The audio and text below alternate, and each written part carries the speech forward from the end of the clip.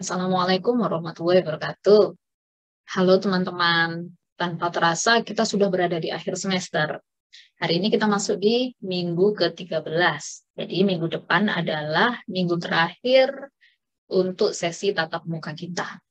Nah, di minggu ke-13 ini saya akan memberikan penjelasan tentang tugas UAS. Saya berikan jauh-jauh hari agar teman-teman bisa mulai mengerjakan dan bisa berkonsultasi apabila mengalami kesulitan.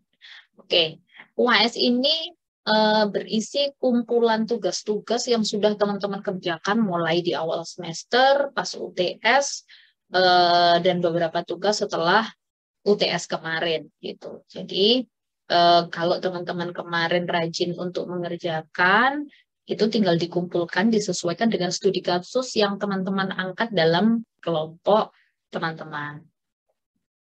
Oke, ini adalah tugas UAS-nya.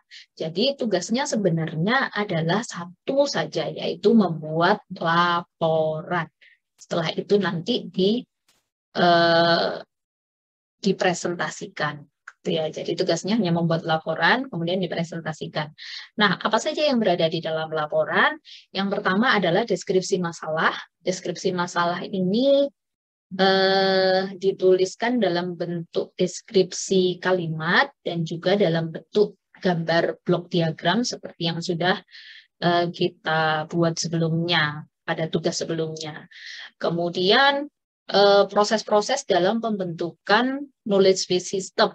Ya, jadi mulai dari isolasi area, menentukan target keputusan, membuat diagram target keputusan, membuat plan untuk rule setnya gitu ya, untuk tabel keputusan, membuat tabel keputusan lengkap, reduksi tabel sampai dengan nanti menuliskan rule if then-nya.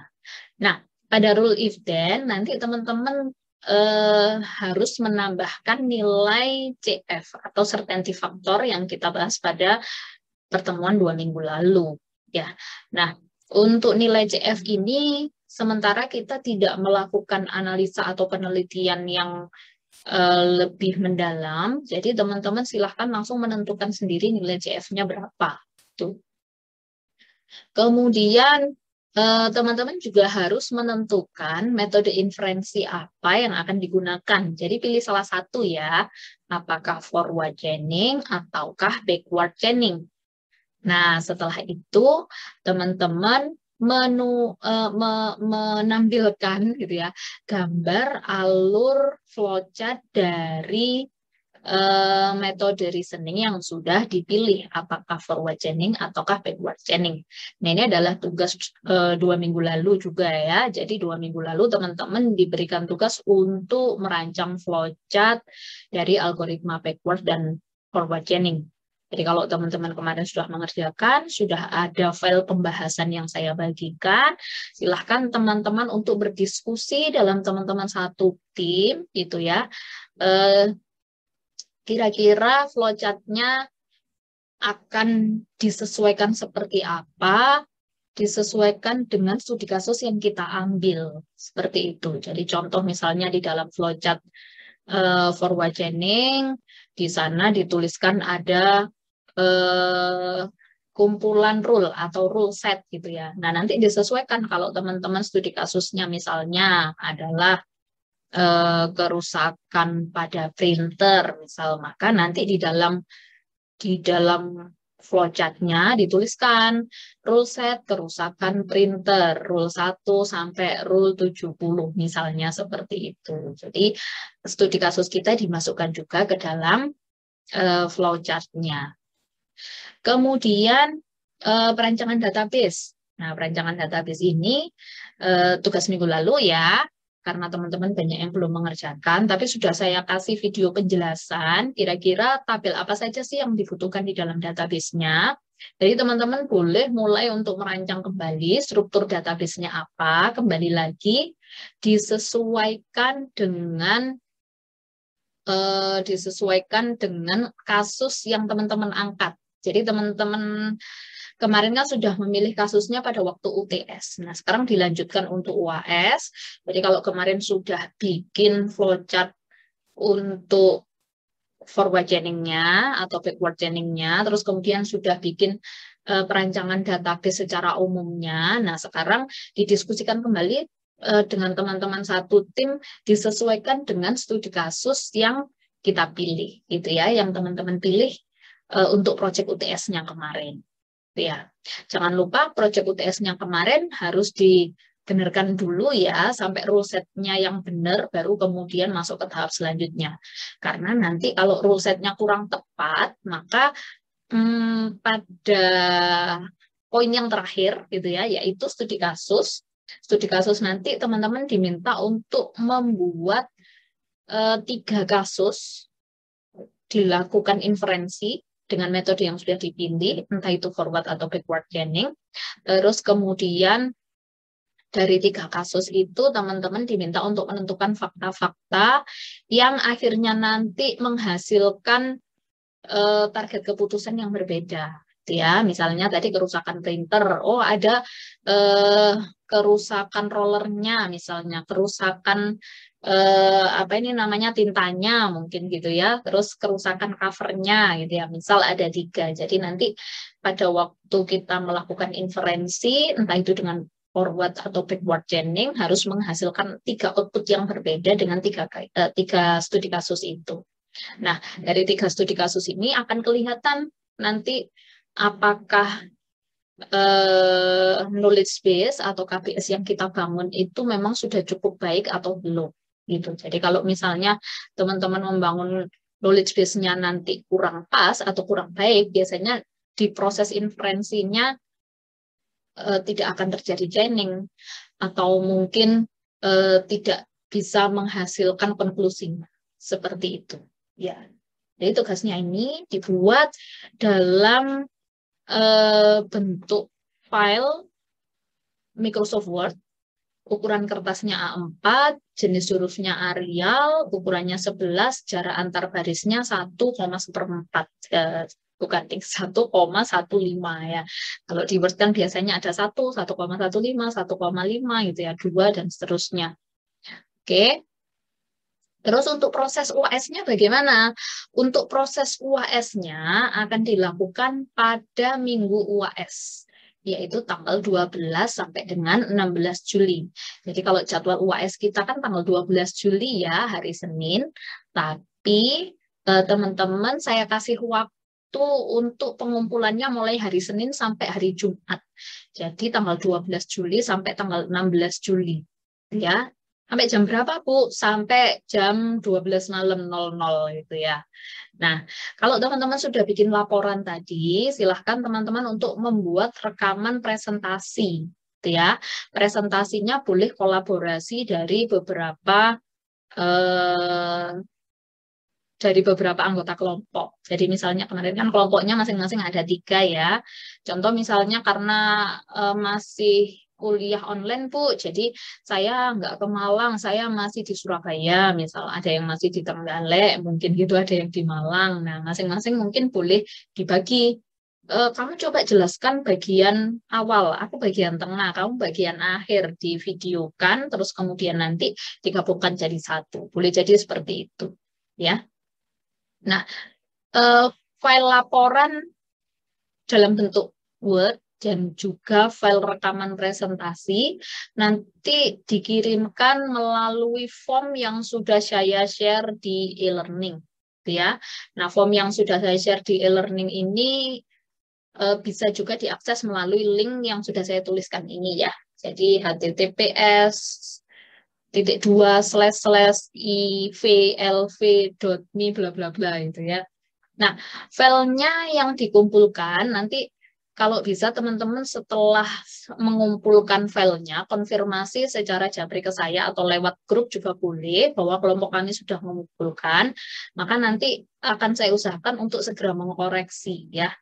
Akan segera mengkoreksi dan apabila saya temukan sesuatu hal yang cukup fatal gitu ya, mungkin secara analisa, secara penjelasan teman-teman ada kesalahan yang cukup fatal dan memang perlu saya betulkan gitu ya, maka saya akan segera menyampaikan komentar saya gitu ya, atau mungkin ada revisi apa terkait dengan tugas teman-teman, saya akan japri melalui WA salah satu timnya mungkin gitu ya.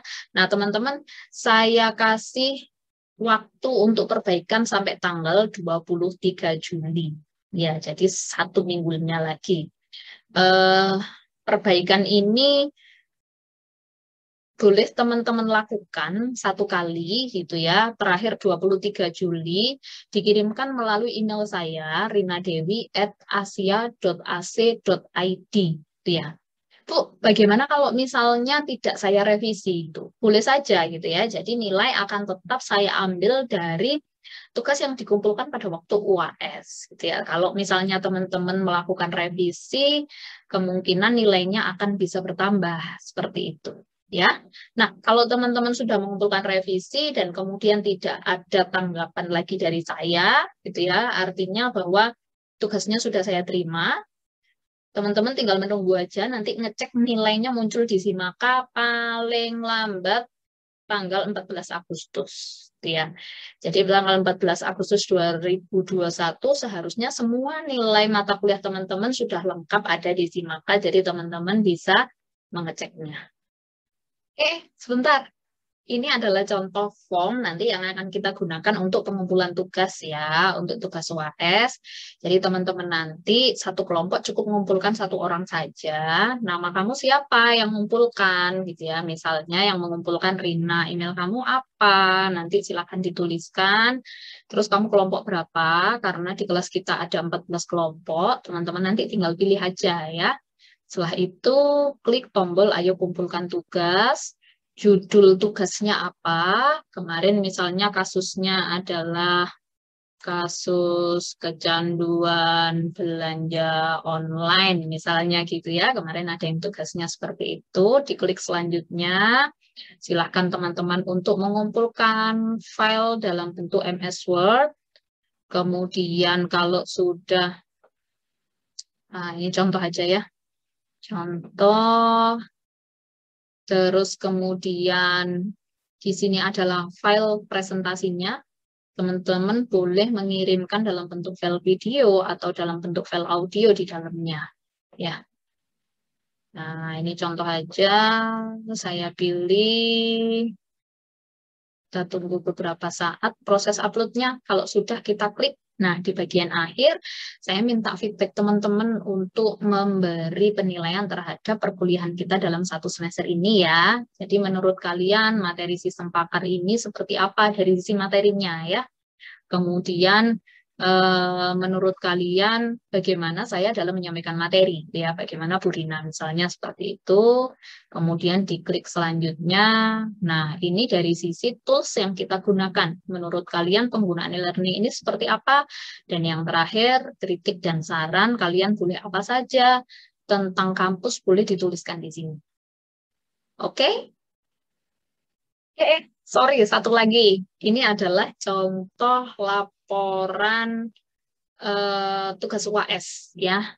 Saya coba kerjakan dulu detailnya, nanti akan saya share di e-learning, teman-teman bisa download dan bisa diedit sesuai dengan kasus yang teman-teman angkat. Oke, selamat bekerja. Oke, itu adalah tugas UAS-nya ya. Tanpa terasa kita sudah berada di akhir perkuliahan, mata kuliah sistem pakar dalam 1 semester ini. Semoga sedikit yang sudah kita pelajari dapat memberi manfaat bagi teman-teman semua. Saya tahu apa yang sudah dipelajari di dalam mata kuliah, di dalam bangku kelas, tidak akan serta-merta secara eksplisit akan teman-teman gunakan dalam kehidupan teman-teman, gitu ya. Tetapi biasanya kita tidak menyadari bahwa secara implisit, gitu ya, ada beberapa kejadian, mungkin ada beberapa permasalahan yang akan kita hadapi mungkin sekarang, besok, besok lusa, atau nanti pada waktu teman-teman sudah bekerja, itu menerapkan beberapa hal, teori, konsep, ataupun teknik yang sudah kita pelajari di dalam mata kuliah. Jadi, jangan pernah merasa bahwa kalian tidak perlu belajar sesuatu, jangan pernah merasa mata kuliah ini apa nggak ada gunanya dan sebagainya, karena insya Allah semua pasti akan bermanfaat bagi teman-teman semua. Oke, mohon maaf atas segala khilaf dalam proses perkuliahan. Terima kasih atas perhatiannya.